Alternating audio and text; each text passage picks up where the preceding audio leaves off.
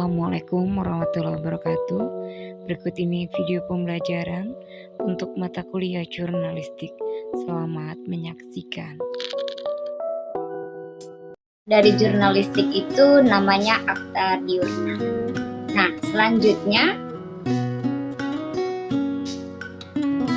ini awal akta diurna tadi adalah si Kaisar tadi hanya meneruskan dan mengembangkan tradisi yang muncul pada permulaan berdirinya kerajaan Romawi. Jadi sebenarnya pada masa-masa Romawi ini sudah cukup baik ya, berkembang mulai dari retorikanya, jurnalistiknya sudah sangat baik ya. Kenapa? Kalau retorika kan sejak kita dilahirkan sampai meninggal kita kan berretorika ya. Itu sudah dapat mata kuliah itu kan?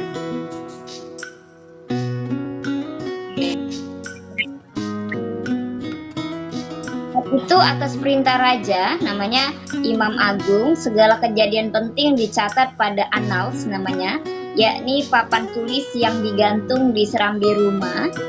Jadi catatan pada papan tulis itu merupakan pemberitahuan bagi setiap orang yang lewat dan memerlukannya. Jadi kalau orang yang lewat dia baca, oh gitu. Sampai ada bandit yang dicari negara pun ditempel di situ. Tapi zaman dulu dilukis wajah terdakwa tadi. Selanjutnya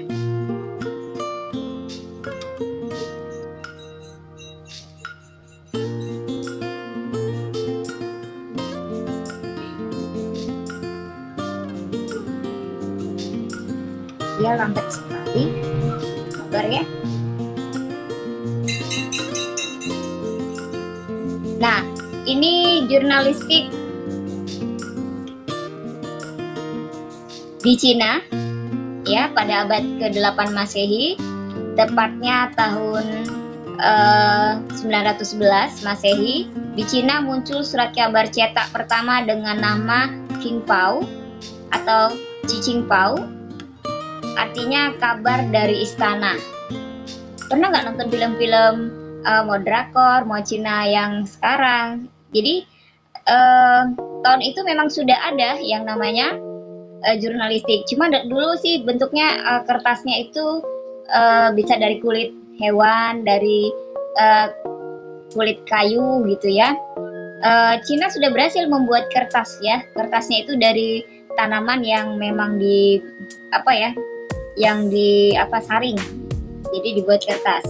Jadi tahun 1351 Masehi, Kaisar Guangxu mengedarkan surat kabar itu ya. Jadi secara teratur seminggu sekali diedarkan Qingpao. Jadi rakyat menjadi tahu apa saja yang diinformasikan negara atau istana untuk rakyatnya. Kemudian jurnalistik di Eropa dan di Amerika. Nah, penyebaran informasi tertulis ini maju sangat pesat sejak mesin cetak ditemukan oleh Johann Gutenberg pada tahun 1450.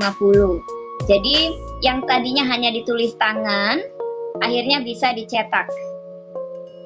Cuman cetaknya masih hitam putih ya, seperti koran biasa ya, belum ada warna di situ. Kemudian koran cetakan yang berbentuk seperti sekarang ini muncul pertama kali pada tahun 1457 di Nuremberg, Jerman. Ya, saya juga belum pernah ke sana ya. Nanti kapan-kapan kalau ada rezeki kita main ke sana. Kemudian salah satu peristiwa besar yang pertama kali diberitakan secara luas di surat kabar adalah pengumuman hasil ekspedisi Christopher Columbus ke benua Amerika pada tahun 1493. Jadi si Columbus ini pertama kali sampai di Amerika dan menemukan benua Amerika dan bertemu dengan suku Indian yang dikira dulu adalah suku dari, sebenarnya mereka mencari Indonesia ya, cuman tersasar-sasar, akhirnya mereka sampai di Amerika. Kemudian dilanjutkan lagi, ini muncul namanya surat kabar Gazeta ya. Pelopor surat kabar sebagai media berita pertama bernama Gazeta lahir di Venesia, Italia tahun 1536 Masehi. Saat itu Republik Venesia sedang berperang melawan Sultan Sulaiman ini mulai berkembang Islam, ya, masa-masa Turki ya. Kemudian dilanjutkan lagi ke Indonesia. Tadi kita sudah melalang buana ke luar negeri, sekarang balik ke Indonesia. Nah, jurnalistik di Indonesia ini berkembang pada masa penjajahan Belanda. Jadi mulai kedatangan, sebenarnya dulu juga sudah ada ya, tapi mesti seperti yang di Romawi ya, hanya khususon untuk kalangan kerajaan-kerajaan. Dulu kan masih masa kerajaan-kerajaan ya. Ketika Belanda sampai ke Indonesia ini masih kejayaan Islam di Indonesia. Jadi masa penjajahan Belanda, mereka menggunakan untuk propaganda, menuangkan ide dan perjuangan melawan Belanda. Jadi saat itu kita merasa sudah sangat-sangat tertekan karena penjajahan ya. Jadi memang penjajahan di Indonesia yang disebabkan oleh Belanda ini cukup lama, 3,5 tahun apa 350 tahun.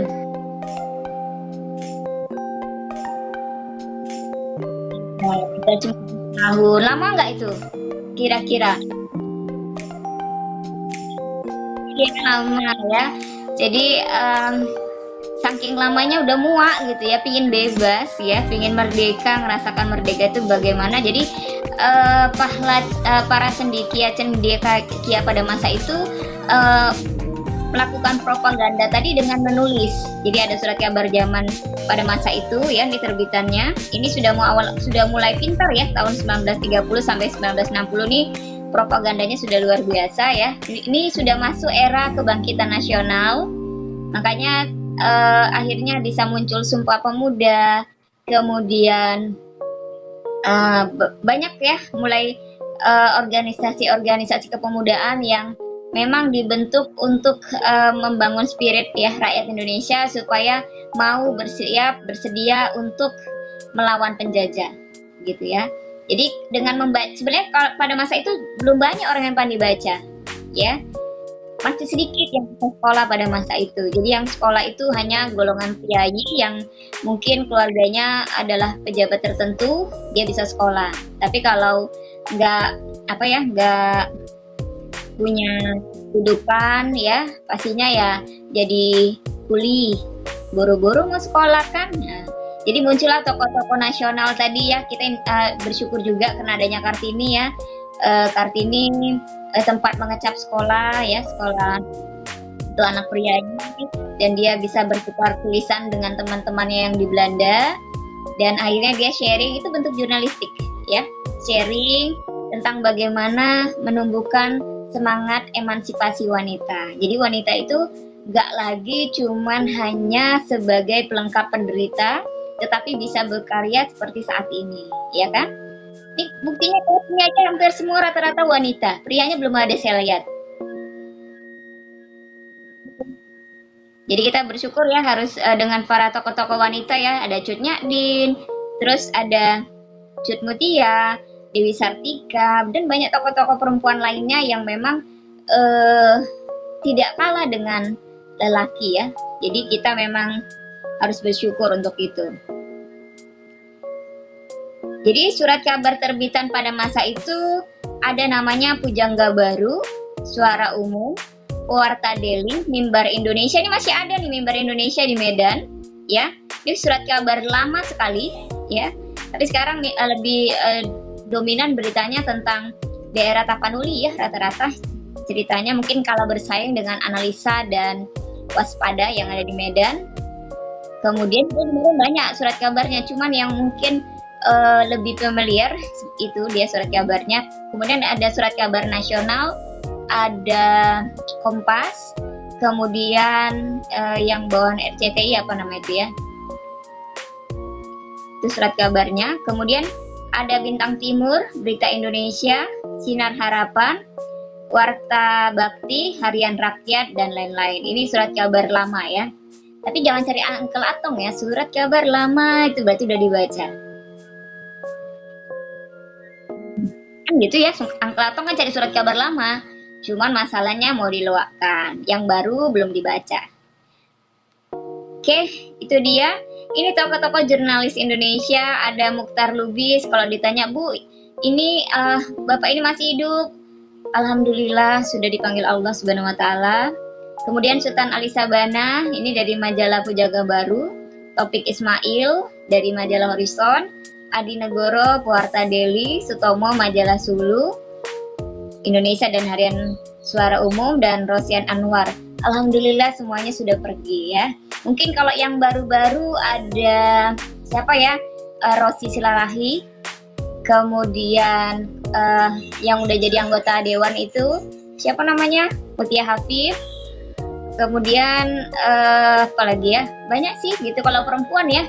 Jurnalis perempuan banyak ya. Jadi jurnalis perempuan tidak kalah dengan laki-laki. Yang laki-laki itulah yang paling terkenal. Siapa? Ayo, Jeremy Teti. Nah, dia dulu seorang ini pembaca berita ya.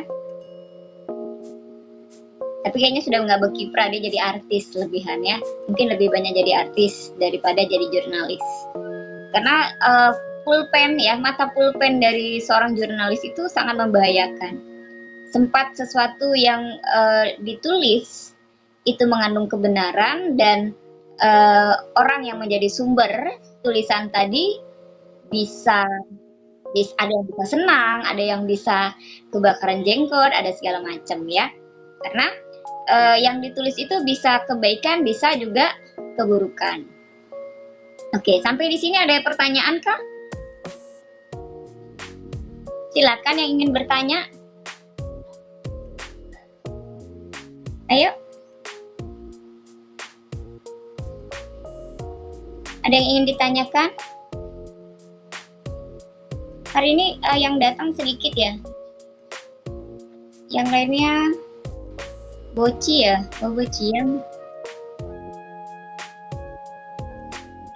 Agak susah karena jaringannya memang kebetulan hari ini agak sedikit mendung ya.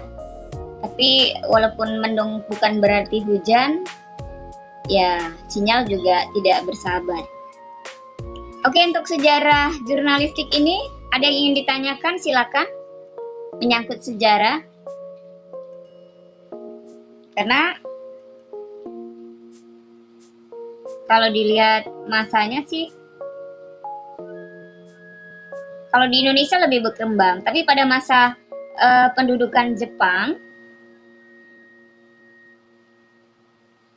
jurnalistik itu sempat dibekam ya, karena mereka takut masyarakat Indonesia melakukan ini perlawanan ya kepada mereka. Iya. Karena kan lebih kejaman masa Jepang daripada masa Belanda, walaupun Belanda bertahun-tahun lamanya di Indonesia ya. Tetapi mereka banyak membangun ya, banyak membantu mensejahterakan, walaupun telat ya. Udah terlalu lama mereka tinggal di sini, kalau nggak membantu kita sungguh terlalu kan. Jadi mereka banyak membangun seperti membantu mencerdaskan rakyat Indonesia untuk bagaimana mengajari menjadi seorang petani yang baik dengan irigasinya itu dibantu Belanda. Kemudian mendirikan sekolah, ada sekolah Skopia untuk calon dokter ya, calon guru. Kemudian membangun banyak jalan ya, tapi walaupun sebagian besar peruntukannya untuk mereka, tetapi kan kita kecipratan juga gitu. Jadi membuka peluang lah untuk rakyat Indonesia mau belajar gitu.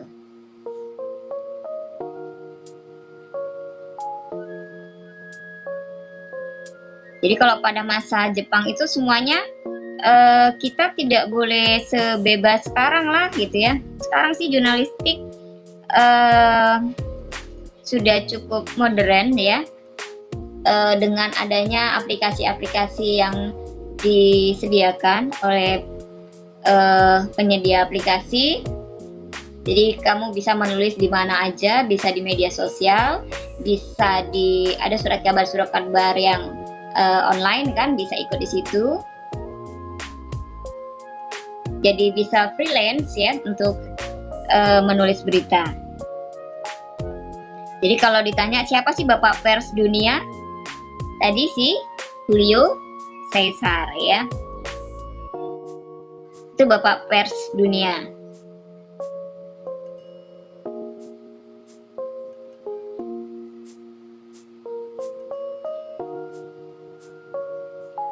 Jadi kalau ditanya, kalau dalam sejarah Islam, cikal bakal jurnalistik yang pertama itu berkembang pada zaman Nabi Nuh ya. Saat banjir besar yang melanda kaumnya tadi, Nabi Nuh berada di kapal dan keluarganya tidak mau ikut ya. Nah itu awal mula ya perkembangan jurnalistik ya di era sejarah Islam ya.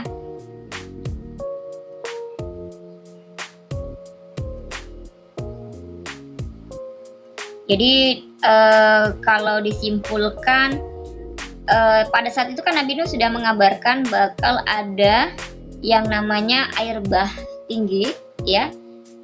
Jadi dianggap dia tidak dianggap dia sebagai pembohong ya, kan dia benar-benar menyampaikan berita dan menyiarkan berita yang sesungguhnya, tapi tidak tidak didengar hanya golongan orang-orang saleh yang mau ikut. Jadi kapal Nabi Nuh pada saat itu disebut sebagai kantor berita pertama di dunia. Itu dia ya pada masa Nabi Nuh. Itu di sejarah Islam ya. Ya itu tadi belum saya masukkan. Oke, silakan ada yang ingin ditanyakan. Sayangku, cintaku, Indonesia Raya Merdeka Merdeka. Kan di era sekarang kan Indonesia sudah merdeka. Boleh mengungkapkan pendapat ya, karena kita masih di kelas formal, boleh selama tidak menyerempet-nyerempet bahaya yang bersangkut paut dengan politik, karena kita tidak sedang berada di kelas politik ya. Kita sedang di dalam kelas pendidikan, bagaimana mendidik menjadi seorang jurnalis, menjadi seorang penulis, karena kalian akan menjadi Indonesia yang memiliki keterampilan menulis ya, menulis, menyampaikan pendapat, argumentasi dan segala macam dalam bentuk tulisan.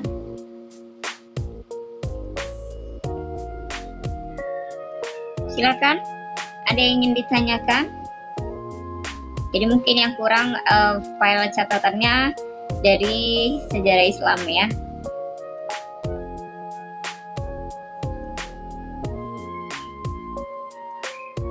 Jadi kalau ditanya jurnalistik itu awalnya dari mana ya tadi?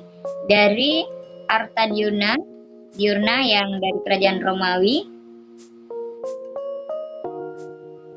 Kalau Arta Diurna itu dikatakan sebagai arti dari kata jurnalistik ya. Diurna baru diluruskan menjadi jurnal. Dalam bahasa Prancis de jour, dalam bahasa Inggris journal, atau harian atau laporan. Jadi kata jurnalis ya atau wartawan itu muncul dari Acta Diurna. Jadi de jour kalau Prancisnya, kemudian di Inggris kan jadi jurnal. Jurnalis itu adalah penulis ya untuk surat kabar yang menghasilkan produk jurnalistik. Okay, any question about it? Yes, saya suka yang terhadap silakan Dede.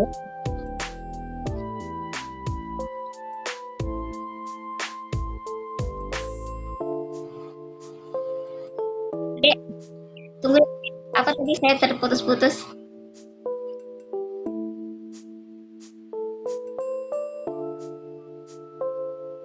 Ya, oke.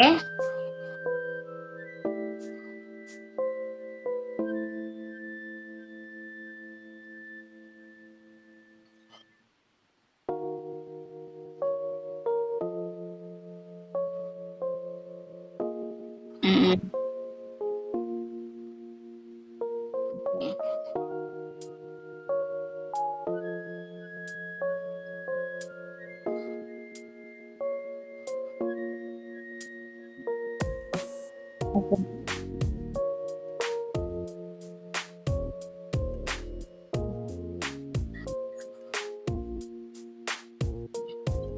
Baik, itu aja. Baik. Jadi kalau berita-berita yang kadang-kadang kan, apalagi sekarang kan mengirim pesan itu sangat mudah di era sekarang ya. Pegang HP, udah langsung bisa ketik blognya, terima apa ya, kamu dapat apa ya, forward dari seseorang. Setelah kamu baca, kadang-kadang ada yang begitu baca, ih lucu, keren ini, kirim aja. Sebenarnya itu ada kode etiknya gitu ya. Ketika kita ingin menyampaikan berita tadi, ya hati-hati, jangan sampai kamu hanya gara-gara ikut menyebarkan kamu terkena pasal Undang-Undang ITE ya. Jadi pahami dulu berita tersebut ya, karena kalau berita yang belum benar asal usulnya, sumbernya belum jelas ya, walaupun tuh kadang kan kata si ini gitu kan, belum tentu si Anu tadi kan menyampaikan tulisan itu. Jadi coba ditahan dulu ya, karena kalau jurnalis kan memang tidak lepas dari menggibah ya, menggibah nasional itu namanya, menggibah internasional pun kadang-kadang ya. Jadi kita harus menghormati kebebasan menyampaikan aspirasi tadi memang ya. Tetapi kalau berita itu tidak, menurut kamu tidak benar, cukup sampai di kamu berhentinya, jangan langsung nyebar. Karena kan apalagi zaman sekarang ya, ini mau era-era mau ya, atau mungkin ada yang beberapa provinsi mau melakukan pilkada.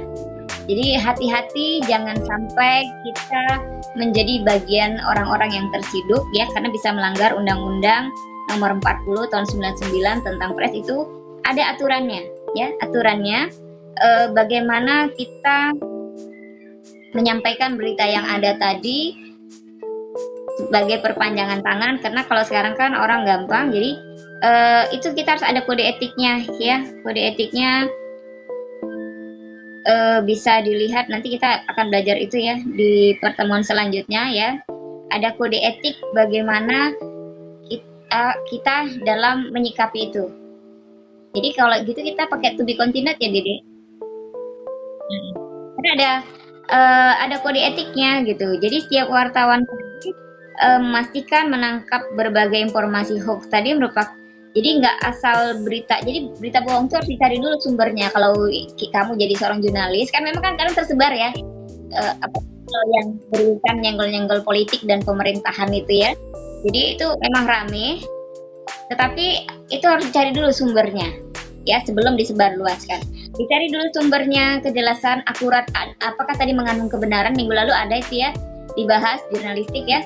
Jika akurat dan mengandung kebenaran maka boleh disebarkan. Tapi kalau tidak mengandung kebenaran, cukup di kita saja, jangan disebarkan ya. Jangan sampai kita gara-gara postingan kita ya, Facebook dan Instagram kita ditutup dan tidak bisa lagi, terpaksa ganti ya. Dulu ada adik sepupu saya suka sekali, dia tadi men-share, mengupload sesuatu yang mungkin menurut dia mungkin benar gitu ya, tetapi dia tidak melihat dulu apakah berita itu benar, langsung upload aja gitu ya. Dia pun dapatnya diupload.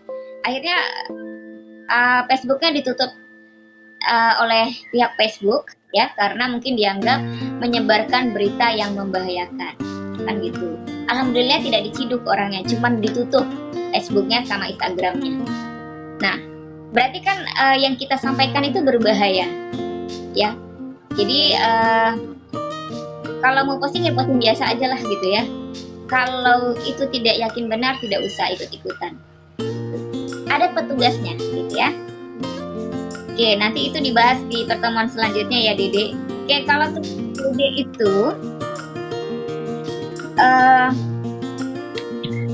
itu kan mencari fungsi jurnalistik. Dede dapatnya apa?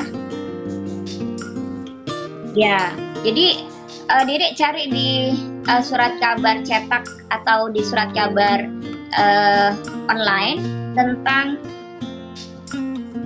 berita jurnalistik tadi yang mengarahkan apakah mengarahkan hal yang baik ataukah ya seharusnya mengarahkan yang baik ya, ataukah mengarahkan misalnya beritanya berurusan dengan penyampaian masalah-masalah saat ini ya, vaksin atau penyuluhan COVID-19 atau segala macam dan ya yang berhubungan dengan itu, karena kan lagi ini cuma itu ya, ini saat itu cuma itu. Walaupun jualannya udah hampir habis ya, COVID sudah mau selesai ya, sudah orang sudah antara percaya dengan tidak, tetapi ya tapi memang ada gitu ya. Jadi mungkin jualan COVID-nya sudah mau habis, jadi ini sedang mungkin akan muncul hal baru ya. Asal jangan varian baru ada Delta yang apa gitu ya, itu udahlah nggak ngerti ya. Jadi mencari di surat kabar cetak atau online tadi yang berita mengandung seperti itu. Fungsinya adalah mengarahkan masyarakat ke jalan yang baik lah gitu ya. Atau mengarahkan masyarakat untuk membeli produk tertentu, nanti hampir sama dengan promosi ya, mirip. Itu juga mengarahkan sehingga si pembaca tadi mengambil kesimpulan, oh ternyata ini benar nih gitu ya. Oh ini baik nih gitu. Bisa nih, oke lah gitu. Oke. Jadi kalau untuk berita hoax tadi ada kode etiknya ya. Namanya juga berita bohong, pasti berita sesuatu yang sudah diketahui sebelumnya oleh wartawan sebagai sesuatu yang tidak sesuai dengan fakta yang terjadi. Jadi wartawan itu juga hati-hati ketika menanggapi berita hoax yang apalagi saat inilah ya. Aduh, kadang-kadang saya dikirim gitu kan, bacanya aduh gimana. Cuman oh itu udah gitu ya. Karena biasa kan memang ada banyak ya cyber yang bekerja untuk memang menyebarkan hoax, ada gitu ya, nggak bohong sih ya, memang ada sih ya tim-tim yang menyebarkan berita hoax itu. Apakah itu ada kepentingannya, kita tidak bisa seujon ya, jadi nanti kita bergibah nasional ya. Jadi ya udahlah, kalau memang itu pekerjaan mereka ya cukup sekedar ya udah dibaca ya sudah sampai di kita. Kalau kita menganggap itu tidak benar ya sudah gitu ya, gitu. Selama tidak dari surat kabar yang memang resmi ya. Tapi kalau dari surat kabar resmi mungkin sudah mengandung kebenaran 70% sampai 100%. Tapi kalau masih dan gosip itu masih 0,0% ya. Ada 1%-nya atau 5%-nya lah. Ada kebenaran sedikit. Entah kebenaran manusianya ataukah kebenaran beritanya, itu aja. Oke? Baik. Nggak berani jangan dirempet, nanti kita ini ya terciduk.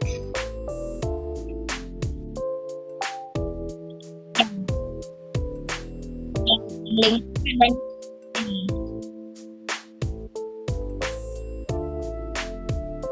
rupanya hoax ya. Oke. Kadang kan kamu misalnya gini mendapat paket pulsa misalnya sekian GB gitu kan, kirim ini ke beberapa grup. Nah sebenarnya mereka dengan kita mengirim ke beberapa grup tadi, mereka mencuri orang-orang atau nomor-nomor telepon yang ada di grup-grup itu gitu ya. Jadi link tadi itu membahayakan. Jadi kalau memang itu tidak benar, cukup udah stop gitu. Jangan sampai data kamu juga dicuri sama dia. Kemudian kamu sebar ke grup grup kita ya, mata kuliah kita. Terus ada teman yang tanpa sengaja, lumayan nih dapat 200 GB, ikut. Akhirnya dibaginya lagi. Nah itu jadi pesan berantai yang akhirnya informasi tentang pribadi kita terbaca oleh mereka. Memang itu memang memang maksud mereka lah mengambil data. Tujuan mereka seperti itu. Jadi hati-hati ketika mengirim pesan ke orang lain ya. Cukup dibaca, pahami dulu. Kalau kita menganggap impossible gitu ya, kalau nggak mungkin nih gitu kan, kayaknya terlalu hiperbola kalimatnya, udah gitu, nggak usah dilanjut, cukup dibaca udah sampai di kamu gitu. Jangan sampai banyak korban. Ada lagi, silakan. Silakan April. Silakan mau bertanya apa sayang? Challenge.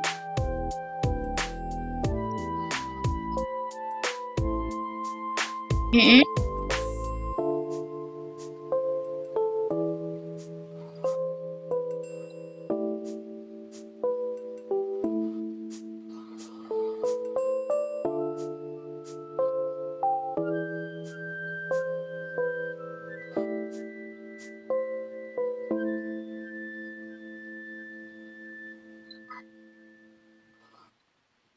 Ya, kalau awal kemerdekaan kita kan memang eh, diinformasikan setelah merdeka baru seluruh Indonesia tahu ya.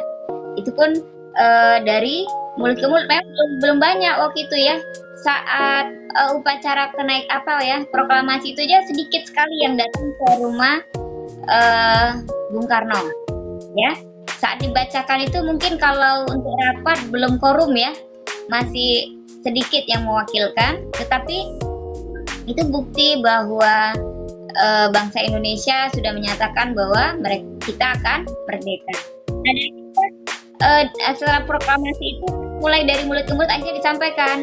Jadi tahulah si Sabut tadi akhirnya disiarkan di radio Dume namanya, ya. Kemudian akhirnya baru keluarlah di surat kabar tercetak keesokan harinya. Karena kan surat kabar nggak bisa langsung kayak TV saat ini ya. Dia harus apa ya? Hari ini kejadiannya besok baru bisa dibaca kalau yang harian ya. Jadi nggak bisa begitu hari ini terjadi cetak lagi, besok cetak lagi, itu nggak seperti TV ya, seperti elektronik gitu. Jadi kalau zaman dulu yang tercepat itu masih radio ya. Kalau dari mulut ke mulut nggak usah kan gitu ya, tetangga aja cuma mulut tetangga kan sayang. Dari mulut ke mulut bahaya ya. Ya kan Sela? Kan gitu ya sampai beritanya kan bahasa nasional. Berdosa kita menggibah nasional. Kalau sekarang kan gampang. Sekarang tinggal pegang. Ya kan, tapi kan itu bisa juga dari mulut ke mulut juga, baru ter-share ke HP, ke medsos. Ya kan? Satu orang aja nge-share di medsos. Akhirnya se-Indonesia, sedunia membacanya. Kan gitu, kalau kawannya banyak dari ini kan jadi terbaca, ya. Makanya kalau zaman sekarang sih hati-hati dengan jarimu ya. Karena jarimu bisa membahayakan dirimu. Jadi ketika kita mau upload sesuatu itu pikirkan dulu ya. Karena sesuatu yang sudah kita kirim, sudah kita share ke media sosial tadi, rekam jejaknya itu ada, walaupun kita sudah hapus. Ya. Rekamnya jejaknya itu mungkin sudah di-copy sama orang dan di-sharekan oleh orang lain. Nah ini membahayakan dan akhirnya kita bisa terpublish di mana-mana kan itu. Walaupun kita hapus, misalnya kamu bermain TikTok ya, ini TikTok ya, bertiktokan yang mungkin ya karena kan intinya sih isi TikTok sih bermacam ya, ada yang berjoget-joget atau macam. Jadi kamu nge-share yang mungkin waktu itu kan masih zaman jahiliyah, jadi masih apalah menari-nari gitu kan. Terus itu kan konten kamu dari TikTok kan pernah video kamu tadi ter-share oleh orang lain. Yang sudah ter-share itu tidak bisa terhapus. Yang bisa terhapus kan cuma dari kamu. Yang sudah terlempar ke publik kan nggak bisa. Nah, jadi intinya ketika kita ingin nge-share sesuatu, kita pikirkan dulu plus minusnya. Apakah baik atau tidak. Nah, seperti itu ya. Itu jurnalistik juga itu. Ya kan, menyebarluaskan aib diri sendiri itu namanya kan. Oke, hal-hal baik aja di TikTok pun hal-hal yang baik aja gitu kan. Lucunya pun selucu kamu aja gitu, jangan sampai selucu nasional gitu. Iya. Oke, ada lagi kah sayang? Ya karena tidak ada lagi ya? Ada lagi nggak? Kalau ada lagi ditanyakan, tapi setelah azan, ada azan apa? Asar. Ntar ya kita berhenti bentar ya.